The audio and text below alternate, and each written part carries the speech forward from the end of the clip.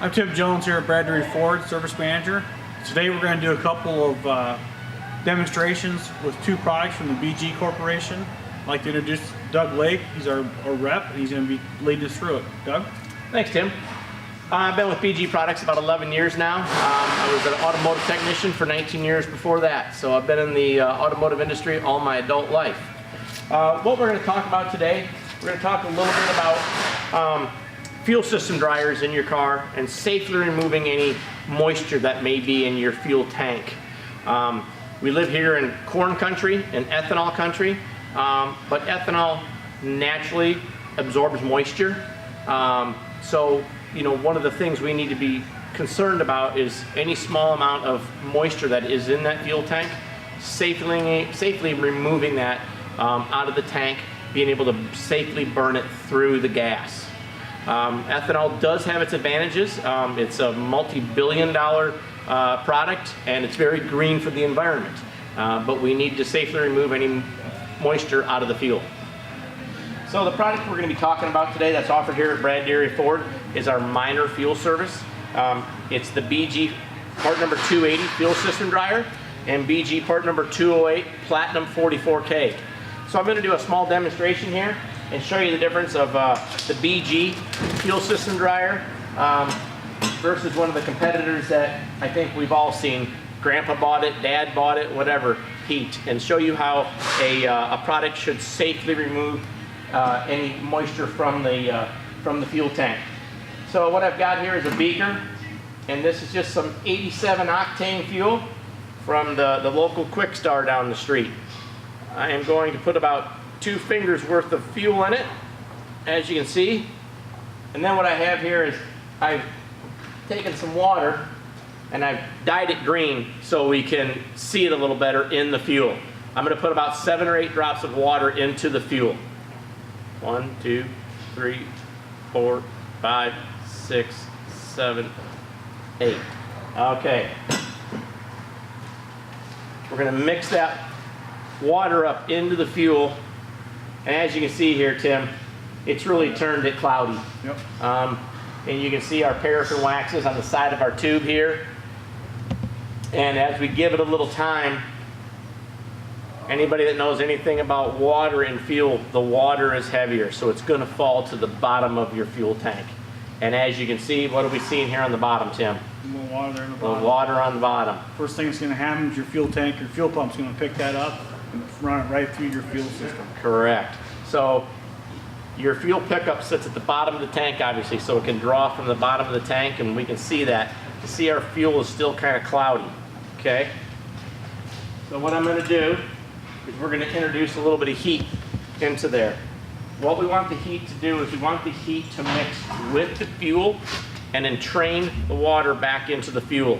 We can't make the water magically disappear, but we can blend it in with the fuel so it can safely be burned. For the demonstration, I'm going to put about a finger worth of heat in there. There we go. And I'm going to mix it up. So we're driving down the road, and we still have cloudy fuel. And as we let it sit, what can you see starting to happen here, Tim? We've got our fuel on top, and we've got our heat and our water on the bottom. So the problem is now, the heat has taken the water and put it into the heat, but has not mixed the two. So now we've got a lump of alcohol at the bottom of the tank, and we still have our fuel up here. That's not really what we want to see. Okay? Grab my other test tube here. We're going to show you the same thing.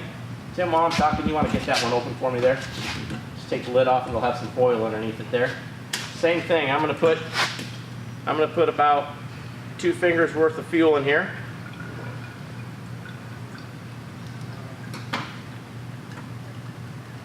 There we go.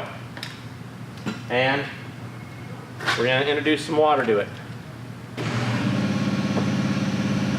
1, 2, 3, 4, 5, 6, 7, 8, 9, 10. We'll put 10 in that one, okay? And we're going to mix it up.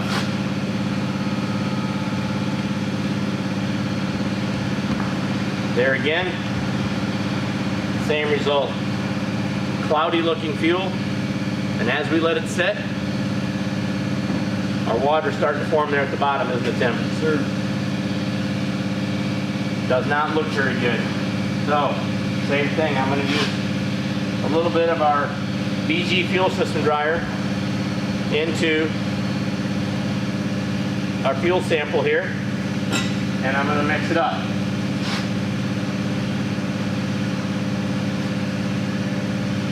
Instantaneous, my friends. That is what a good fuel system dryer would do.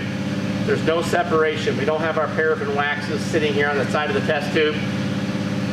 We have one fuel sample. We've taken that water, like I said, we can't magically make it disappear, but we can blend that water, that little bit of water, into the fuel with the fuel system dryer, and now that can safely be burned through the fuel tank. You know, a question Tim gets a lot is, hey, how often should I be doing this? You know, twice a year. We'd like to see a customer do it twice a year.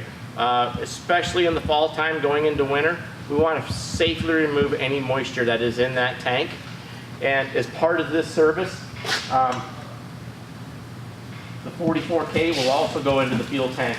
The 44K is going to help clean up the injectors, the combustion chamber. If it's still a port fuel injected engine, it's going to clean up the backside of the intake valves, restore fuel economy, restore performance. Doug, thanks a lot for coming in today. You're welcome, Tim. Showing us Glad to and do all of it. our customers what the BG products are all about. The one nice thing about these products is they come with a lifetime protection, it's called. And if your vehicle's under 100,000 miles and it's well maintained, it's worth your wait to go ahead and put these products in and do these services.